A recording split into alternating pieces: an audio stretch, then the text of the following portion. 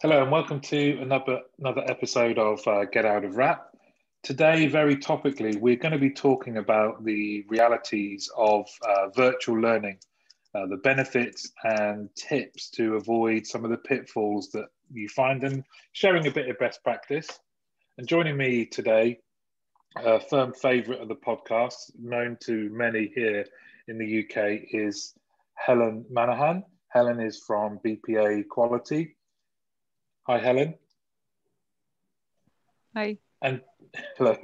And joining from the United States, from the US of A, is Yvette Renda. Yvette has worked for BPA Quality for some time and is rooted in training, is a real subject matter expert, and joins on a kind of multinational podcast episode today. So, hi, Yvette. Thanks very much for joining. Hello. It's nice to be here. And Yvette, maybe just to give us a bit of background, how long you've been in training and how you've kind of seen it change even prior to the pandemic. I've been in training, minimum of 22 years, I'd say, and prior to that, even teaching. So I've always kind of stood in front of an audience, whether it's children or adults, or maybe they're one and the same, I'm not sure. But I've been doing this for many years, and traditionally, training was very much standing in front of a group in almost a classroom setting. And I think over the years, it's definitely evolved to another form. A lot of training takes place, of course, virtually has evolved into virtual training. But clients were asking us for virtual training for, I'd say, the past at least 10 years. They weren't always sure what they wanted in that virtual environment. And a lot of the times they just gave up and said, come into the classroom. But I think, our experience in this past year has really helped our clients embrace the fact that virtual learning is really beneficial, and there's so many benefits to it. So I think, some of the realities of virtual learning have been experienced throughout this year as well, but I think it's really been a benefit to most of our clients as the year progressed. So for those people that were asking for virtual training, even prior to the pandemic, is that because certainly you're challenged a lot more in the US geographically, that the cost and the logistics involved in training, so people lent more towards looking at virtual maybe before we would be used to here in the UK? I think that is one aspect, but I think one of the greater aspects was it's really difficult in a contact center environment to get every agent or every supervisor off the floor at the same time into the same room. Even booking rooms is very challenging for contact centers. Oftentimes they would attempt to book a room and find that somebody else preempted them and took that room from them. So I think there are a lot of challenges logistically for contact centers. I don't think that clients minded me hopping on a plane and changing my lifestyle in any way. I think they were quite happy for that to happen. I was as well, so there's no problem there. But I think it's very difficult from a contact center point of view. So that is one of the reasons they wanted it. And, they wanted it, but at the same time, they didn't really have the technology to support it. They may have had conference rooms that had big screens or, audio, but it really wasn't a suitable environment at that time for virtual learning for the most part. I love that about the the rooms. It's kind of like a currency within the contact centers, isn't it? If you have a room booking, you can negotiate. Yeah, definitely. Yeah, and the stronger man always wins. Or woman. Yes. True. When it comes to then the realities of virtual learning, if we think back now, this has been over a year. What's kind of stood out to you? What are the things that you do want to share with people today then? Well, we've had over a year now of successful virtual workshops with our clients. And as I mentioned a little bit earlier, from a contact center point of view, it seems to be much easier to schedule in the sessions. It's less time traveling to the venue for some of the supervisors or managers who may come from other contact centers to join their peers in a center. There's less time even traveling through the contact center, getting distracted on the floor, and so on. So I think there's so many benefits in the contact center world to just, clicking on the join button and seeing us virtually. I think some of the other benefits also are in the classroom, in the virtual classroom. There's definitely a lot of less distractions for the audience and the participants. They're able to really just look at the screen, enjoy themselves, interact with those on the screen. There's no tray of biscuits suddenly arriving in the conference room. Everyone can sit back with their coffee or their tea and just enjoy the virtual learning. So I think there are so many benefits to that virtual learning that we didn't even realize perhaps at the start of our whole experience throughout this COVID pandemic. When it comes to, you mentioned their workshops, is that terminology, does that allow you to differentiate? What do you mean by a workshop? Is there a set number of people or? Workshop versus training? Is that where you're going with the question? Yeah. Big difference. Getting there. I was getting there slowly. Yeah. Training, I look at almost more of you stand in front of a group and teach them something. And really a workshop draws on the experience of the participants. And that's really one of our strengths at BPA. What we really want to do is have the participants involved in the workshop, as opposed to any type of lecture or teaching environment where we're the expert and participants are just absorbing information.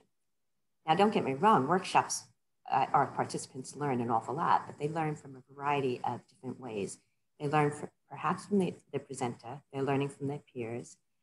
They're also learning more from the experiences they may have had in the past. So there's a very big distinction between the training and workshop environment. And at BPA, we definitely lean more towards the workshop environment to gain that buy-in from the group that they're really drawing from their experiences and peer experiences. Right, yeah, I'd agree with that. I mean, words matter. We know that, right, Martin? And by calling it a workshop, it kind of infers engagement, right? Also the element of a bit of work, right? So yeah. You have to make those opportunities for all the attendees to really actively engage. Training should be an active process. If people aren't engaged and they aren't active, they're not going to kind of maximize their time in the session. So it really is about kind of engendering people's, piquing their interest and then helping them to want to get involved and to engage. And we do that in a variety of ways. And if I could just jump in there, Martin, again, Helen, you're making a really great point about that engagement. And one of the possible pitfalls with virtual learning is a participant can join, turn off their camera and be doing work in the background, personal work, something other than what we're reviewing in the workshop. But with the workshop environment, if we're actively engaging the group and breaking out possibly into break rooms as well, that participant who thought that they would just spend the next 90 minutes finishing up the emails that they needed to finish, they're now engaged in group learning with their teammates and peers. So it definitely helps encourage that participation as opposed to just tuning out throughout the training and the workshop. I guess that when thinking about this topic, I was thinking about the two of you actually, and the difference between doing this virtually and in a room, not wanting to get ahead of myself and think about what you might be saying around tips and things like that. But how have you adapted to the change I'm just thinking about if you're physically in a room doing a workshop, you can judge if someone is either engaged or maybe a bit confused. Is it the same virtually, or are you just a lot more aware of looking at people on the screen? How does it work? Great point. As a presenter, you need to flex your style in any type of workshop. So whether it's in person or virtual, but in person, I definitely hear where you're going with that, Martin, because in person, there's such a benefit to body language and observing body language, and for the group to observe your body language. So in an in-person environment, that's a really strong element of that whole dynamic. And it's your image as well as the image of the group. In a virtual environment, we really, as a presenter, need to be very aware of our body language. you know, I tend to use my hands a lot, as you might be able to see, but I use my hands a lot. And in a virtual environment, you need to be a lot more careful with that type of gesture. But you need to be aware of what's going on with the participants. And one of the things we do really well at BPA, and I've had the opportunity to present with Helen quite often, it's really great to have two presenters from BPA together in a workshop, one observing body language, comments in the chat, any kind of housekeeping that needs to be done. And you have then the presenter who's able to just really focus on reviewing the material and creating the workshop content. But the person that's tending to really assist in that role is looking at the body language and looking at who may be tuning out or who may suddenly have a strange reaction, maybe a strange look on their face when a certain topic is presented. So it's really important for that person to be able to speak up and then really help guide the group to open up about any challenges they have or anything they're not maybe buying into and so on. So having two presenters is really a great benefit when it's possible. I love that point of around when, you know, you're attuned to if people aren't buying in, and that's something that we do like to do, is actively encourage everybody to challenge if they want to. Any of the points that we're exploring in the groups, it's really important for people. We don't just want to hear it when it's resonating. We want to know if people have more questions. That's when we get really excited and we're able to then kind of, you know, try and break whatever concept it is that we're looking at together. So yeah, definitely important, because people are less likely, I think, to come forward if they're thinking, I'm not quite sure about this, or I don't quite agree. So really good to be able to pick up on that and engage people further and draw them in. Yeah, absolutely. And oftentimes that individual voicing their opinion is really, it resonates with 2 or 3 other people listening in as well. So it really helps solve a problem before a problem gets out of hand. So great point, Helen. Just thinking about, so the reality, you know, the whole topic, realities of virtual learning and benefits and tips. Does that start with obviously the content? And naturally, we're all from the same company. We know our content is great. Everyone's loving it at the moment. So let's say that's a given. But do you treat the content differently? What's your preparation like? Is it different in a virtual world? Can you maybe talk us about even the bit that you're doing slightly differently, or you'd want to share for people even before delegates or people join the workshop? So that kind of beforehand. Oh, I love that question. It's always backup, backup, backup. We always have our backup. So you can have, you know, a perfect outline for a client, and suddenly the participants join the workshop and you realize, wow, this isn't going to fit for this group at all. Perhaps they've already been through this type of, maybe they've been through a lot of management training in the past and they think they know it all about that particular topic. Or it could very well be, maybe we overestimated the level of learning that this group has had to this point. So we always need that backup to be able to flex our style and be able to move in another direction and provide that group with what they need and at that level they're at that time. So we've just recently had an experience there. We had asked all our right questions. We had the client actually really gave us a lot of detail about what level of training the groups had been through in the past. And we created our workshop and it really wasn't hitting the mark.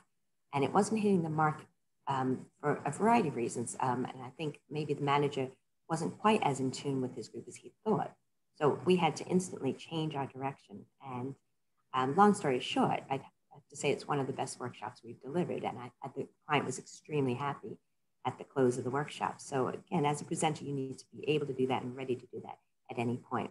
And I think ego is such an important thing. We need to put our own egos to the side and just start from the drawing board again and do whatever that client needs to make that successful for their participants. That's such an important point, Yvette, that you bring up there about ego. There's no room for it as a trainer, right? You've got to be in service, and it can't just be words. You have to be there in service, to facilitate, to explore, to kind of co-create. So yeah, no place for egos, and no place for thinking that you have all the answers, because to teach is to learn twice, right? So.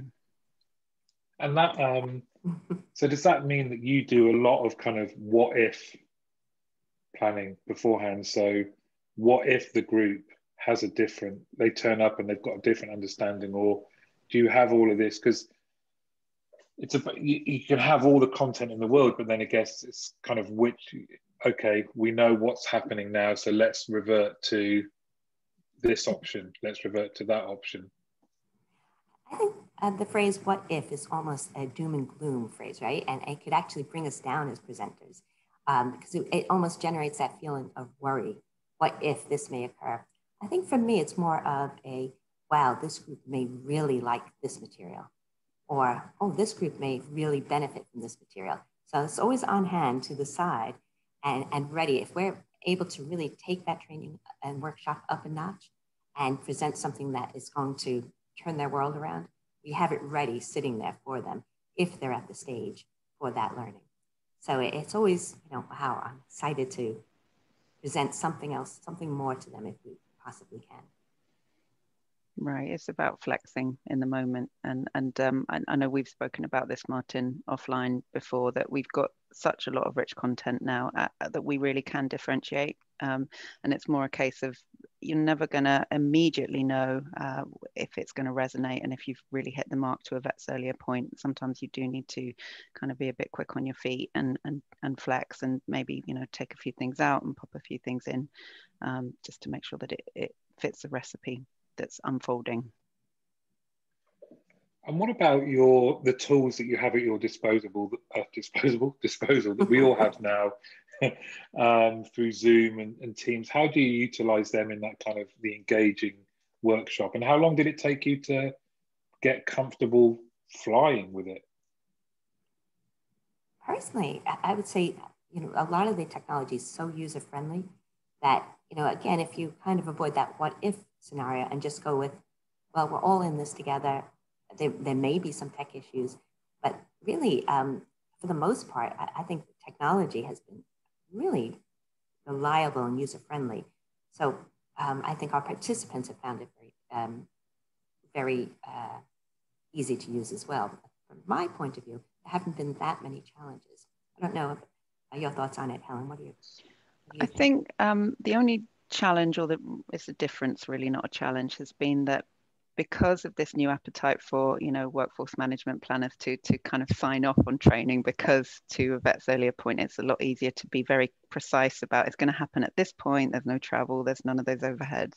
What that has meant has people have been favoring kind of slightly shorter workshops, whereas traditionally you might have turned up for 2 days and been on site for 2 days delivering 6 or 7 hours a day. People have an appetite now for kind of these bite-sized learning sessions that you could maybe, for example, do 1 or 2 modules every week for a series of weeks, and in the meantime you get the opportunity to kind of practice your skills in bed, and then bring your learnings and questions back to the sessions.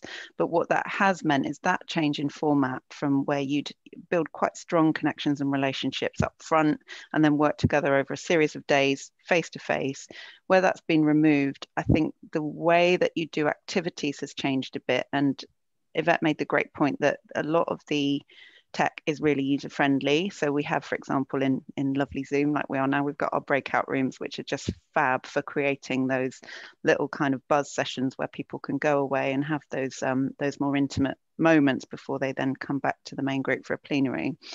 But it has meant that we've had to flex a bit in terms of the way that we run activities. If you only have a 90-minute session with a group, you can't do too many breakout rooms, or you risk kind of breaking up the session too much. So some of the activities, whereas before everybody would disperse to a different corner of the bricks and mortar training location, now you tend to do them more as a group, but really actively encourage people to be chiming in. And I know Yvette made a great observation, which I'll let her share, about the beauty of different personalities, types and preferences, and what this online environment does for them. Do you know what I'm talking about there? About the conversation we had the other day, and I loved your point. Yeah, I think it's a really important aspect of virtual training. In a in-person session, when you have a whole group together, some of the more reserved attendees will almost dread joining that group. They're suddenly pushed into a group environment. They know they'll be there, let's say, for 2 days with this group, and they may feel there's an expectation to almost shine and be shouting out their responses and doing lots of group activities and standing in front of a group. So I really think sometimes for some personalities, in-person learning can be very, very daunting. Some individuals thrive, they love it, they love standing in front of a group or sitting amongst their peers and having that connection and bond. But others may dread it, whereas virtual learning, some of the more reserved attendees, they don't even need to speak on mic. They can actually put their comments in the chat. And we've seen throughout this year, some people writing, whole paragraphs in the chat, rather than just coming on mic and expressing what they'd like to say. And so I think from that point of view, virtual learning can really be a very positive experience for some of the more reserved attendees. And it's really interesting. A lot of the times when I may read out a paragraph that I see in the chat for one of the attendees, and when I ask them to elaborate maybe on a point, that's when they suddenly have that courage to come on mic. Because now that they've broken the ice, they don't feel they have to fight for airtime, perhaps, whatever it is that's holding them back. But they feel a lot more comfortable once they've been invited to speak at that point. So most of the time they will come on mic eventually. It's a great level of, sorry, Yvette, I cut you there. You go ahead. Yeah, and I was going to say it really can be a great leveler, and I know this is slightly off topic, but still bears relevance. So please bear with me. But I remember at the beginning of the pandemic, there was a bit of a feminist slant on the idea of everybody kind of showing up on these. Everybody has the same size in terms of your physicality when you're in a Zoom call or in a Teams call, and so maybe a very diminutive younger woman, for example, may actually have as much presence and as much stage time, as it were, as somebody who might be a bit more physically imposing. So that's been quite helpful, I think. And to Yvette's point, when you can further encourage and support people by first validating their ideas in their really comfy, happy place, which is maybe the written word, then when you kind of draw that out, then they get their confidence to then elaborate further. Yeah, that's a great point. Do you find, or have you found, maybe even initially, how best to, have you had to be a bit more structured in going around the room and asking people to talk in case, because people can't have the non-verbal cues to not over talk or interrupt someone? Do you have to kind of administer that a bit more differently? Do you have to administer that differently in virtual or not? It's interesting because from a global perspective, that experience is very, very different. Here in America, people talk over each other. It's just the way it is. And it's almost accepted in a lot of ways. If you're in an in-person environment, you may have a group of people and everyone's talking at the same time. And it's really interesting because suddenly when a point is being made, everyone starts to quiet down and they hear that point being made. So it kind of works itself out. It's a very strange dynamic, but it really does seem to work itself out. Online, I think people have been naturally courteous to one another. It's something that I personally haven't had to have too much structure around it. It seems that the groups themselves have been self-monitoring a little bit. And someone starts to speak, another one just instantly stops. So it's actually a little bit easier in a virtual environment, whereas a classroom, sometimes as the presenter, you will say, okay, guys, we really need to let Helen speak, let's say. And then everyone does, but it's a very loose environment in the US when it comes to that. Now, I may be oversimplifying it, and there may be some critics out there right now saying to themselves, well, that's crazy, but it really does naturally work out if you're able to really have that presence as the presenter. You're able to really help that group tone it down if they need to.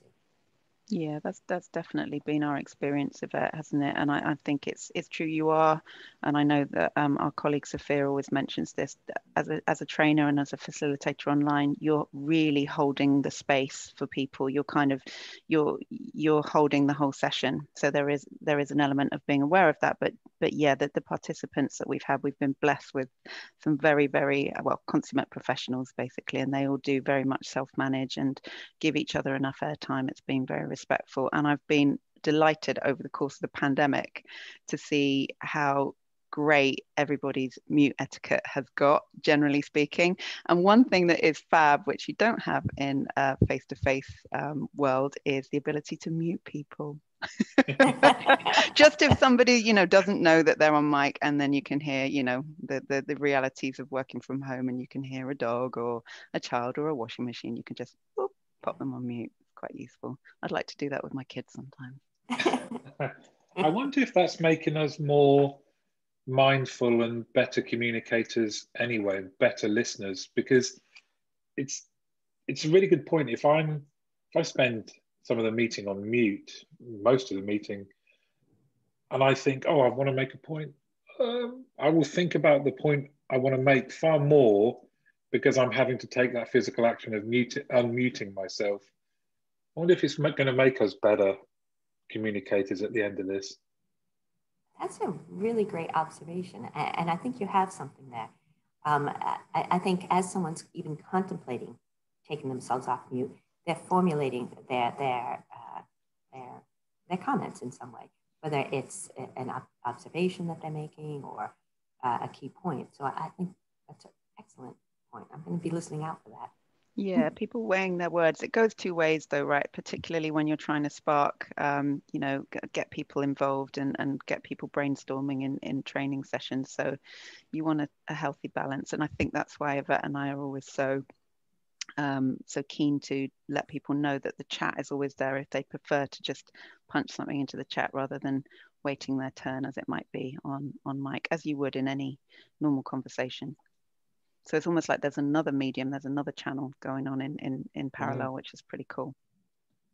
Do you utilize for participants, I guess, or does it depend by course type, the other tools like whiteboard or reactions? Yeah, we're big fans of reactions, definitely, particularly when somebody does have the floor, as it were, and they're making a point that really resonates. And when we start with the reactions, then often colleagues will follow suit, which is really good to see. Whiteboard, yeah, again, dependent on the dynamics in the session and the type of activities that we're doing, but can be really useful, particularly if people are going into breakouts to then come back and do the plenary with whiteboards. Yeah. And I find our clients are very encouraging with one another when it comes to reactions. If, you know, one of the more reserved individuals puts a comment in the chat, you suddenly start seeing lots of likes or lots of hearts and lots of smiles coming through, so that peers are actually encouraging them to participate as well. So it's a chain reaction. It's a really nice thing to see. That's great to hear. So I think we're just sort of generally talking about the benefits. What other sort of benefits or tips would you want to share? Some of the possible pitfalls, is that? Yeah, both, yeah. And there can be many. There can be many in an in-person session. There can be many in a virtual. But when it comes to virtual, if we're really just looking at virtual, I think one of the big pitfalls, which I'm sure we've all experienced at different times, is unreliable technology. So you really need to feel confident that your technology, as the presenter, your technology is going to work, that your signal is strong, that there's not going to be any interruptions or challenges there.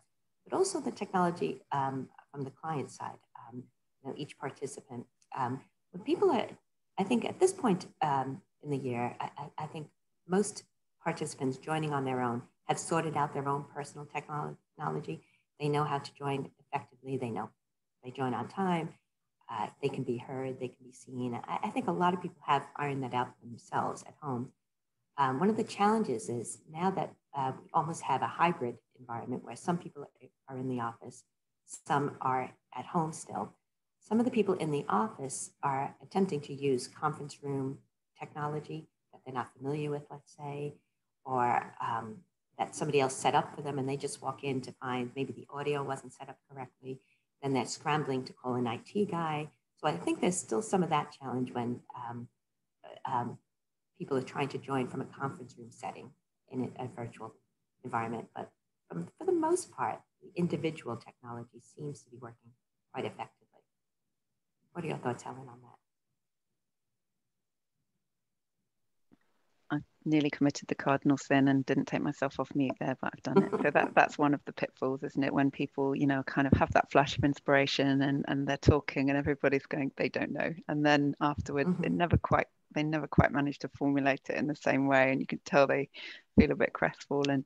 One of the pitfalls to avoid, I think one of the biggest things, and you get this in any kind of training, but I feel like it's more, it just feels more at the forefront with the online sessions is that the evaporation factor of training. So the important thing is obviously not only that it's super interesting and that participants enjoy themselves, but it has to kind of translate into actionable changes, right? So behavior change, that's the whole point. So there's a real piece for me. There is a pitfall if you're not helping people to be accountable and you're not helping them to set those SMART goals, particularly if you're doing modules week to week, for example, that people know that the expectation is that they will put something into practice. So they reflect before we leave the session, they make a pledge to put something into practice over the week, and then they come back and they know they've got that expectation there, that kind of nowhere to hide.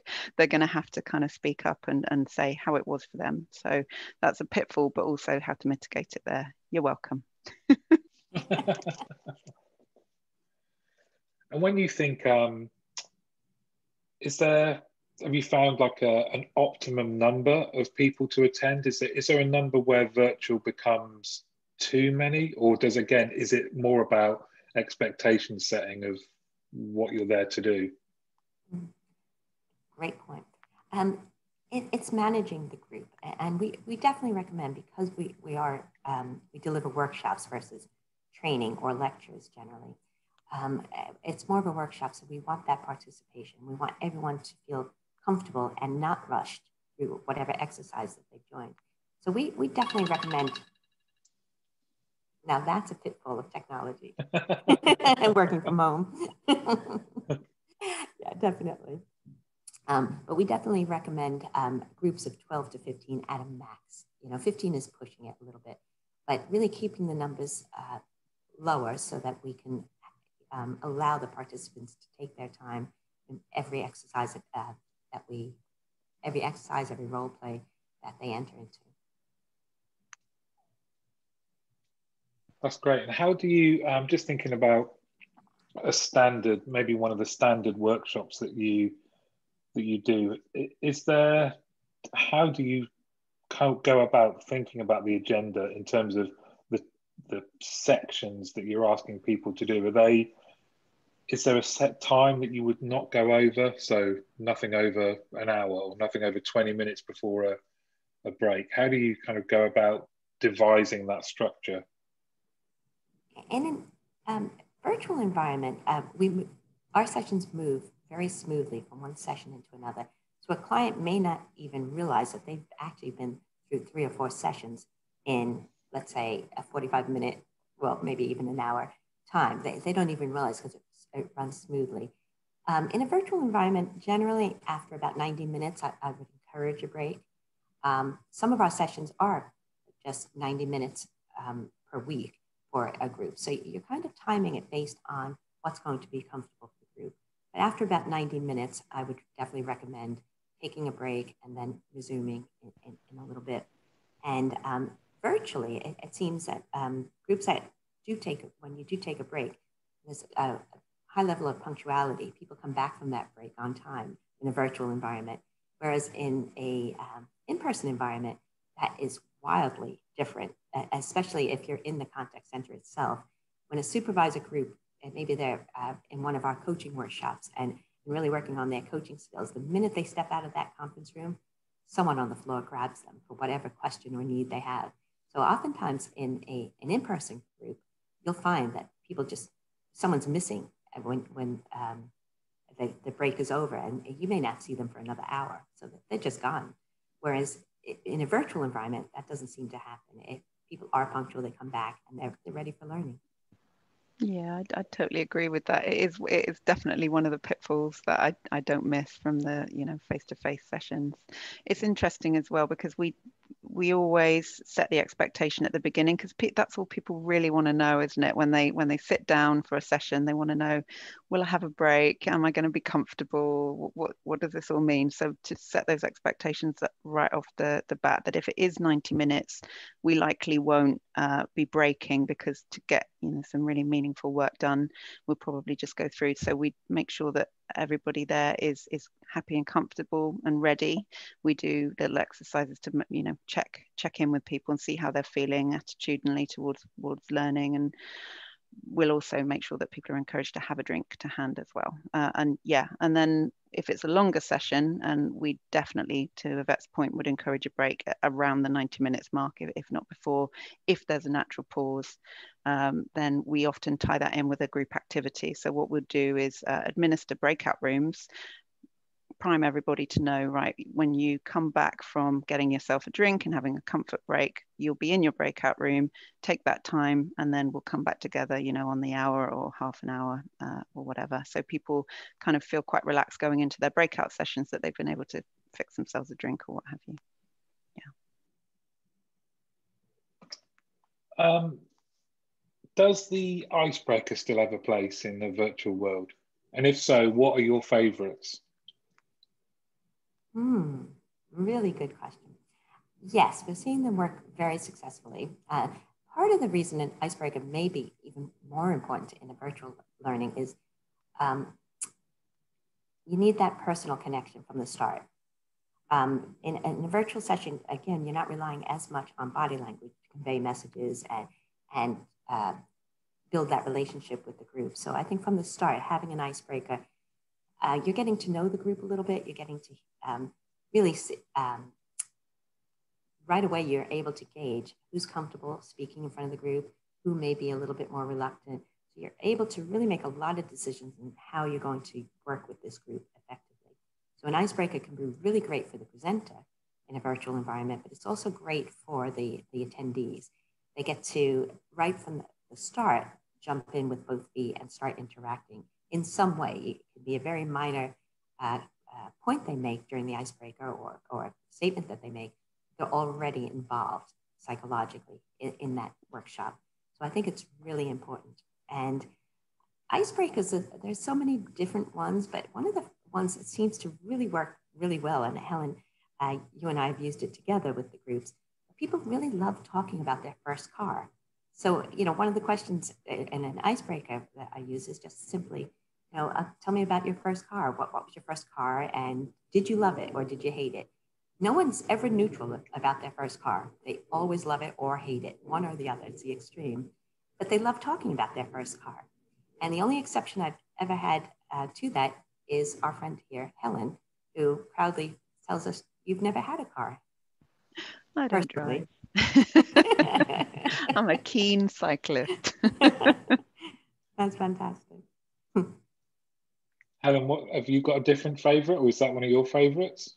What I've loved about that one is learning how much Americans love to talk about their first cars. It's just, I love it. It's, I really do enjoy Icebreakers. I'm quite a sociable person, and I love the opportunity to make those connections and just let the participants know that we're human, and that we have a personality. And a really good way to do that is to make a very light-hearted disclosure, like I don't drive, for example. So yeah, I think I did one the other day, and it was internal, and we were asked to name a fun fact about ourselves. Yeah, and I learned so much about people that I've worked with for quite a long time. It was really good fun. Yeah, you do. Another one that I haven't used with any of the sessions that we've done, Yvette, is asking people what's the most mischievous prank they've ever pulled.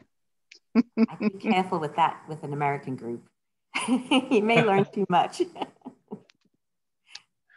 Well, this has been really helpful. I think I've definitely learned something, but we're coming to the end. I think What would you like to leave people with in terms of, maybe there's some people out there thinking about doing their own virtual training or engaging with virtual trainers, obviously hoping they speak to us, but what's the kind of the key for you? What would you like people to take away from, the one thing you'd like people to take away from this podcast?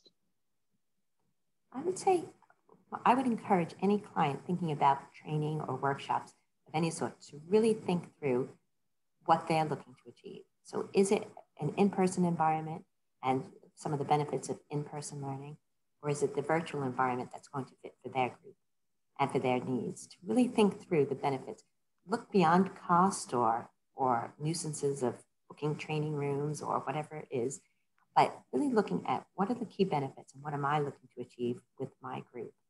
And I would encourage a client considering training to really think that through and then talk to professionals like us about what really is the need of the group and how we can really facilitate that need, whether it's in person or virtual learning. That's great. Helen, anything for you?